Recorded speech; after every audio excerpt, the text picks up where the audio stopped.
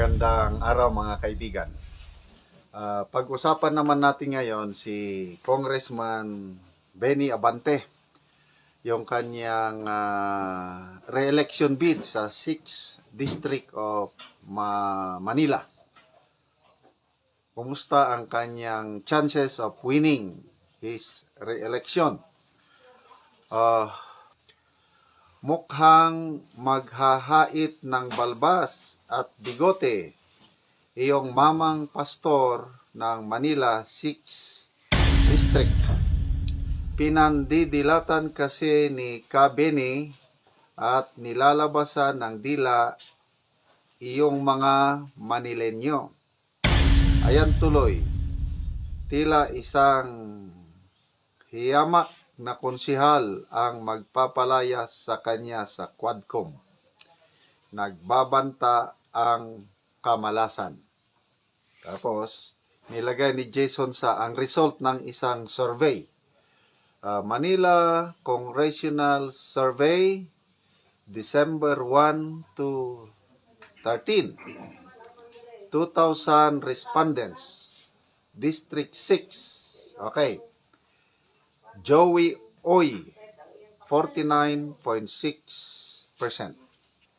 49.6%. Benny Abante, 35.3%. And then undecided, 15.1%. So medyo malaki ang lamang. Mga 14% ang lamang. So malayo pa naman ang eleksyon. Hindi pa ito sigurado. Kaya lang, the fact na nangunguna itong isang konsihal, si Congressman Abante, siya yung incumbent, dapat siya ang nangunguna, di ba? Yan ang advantage ng mga incumbent. May maraming resources. Lalo na ngayon, may akap sila. Bakit dihado siya ng 14% kay Joey Oy? Bantayan dapat ang COMELEC. Yan na lang kasi pag-asa nilang manalo. Sita Claire DL, sabi niya, karma is on the way, Abante. Sana hindi madala sa legit vote buying ang mga taga Manila. Tony N. Lasala, sana nga magkatotoo na lahat ng nasa Quadcom ay wala na sa pwesto sa Congress sa 2025 midterm elections. Bok Ben, sabi niya, basta Duterte lang kami. Leor Loquias Aknar Famik, still 35.3%. You've got to be kidding. What's really wrong with our electorate? Can't they see how their lifestyle changed since this lawmaker took office in Congress? Ibig sabihin, natataasan siya yung 35%. Ophelia Olalo, mangangampanya kami kay Oy dito sa Malate. Oy, taga Manila pala ito. Ikakampanya nila si Oy.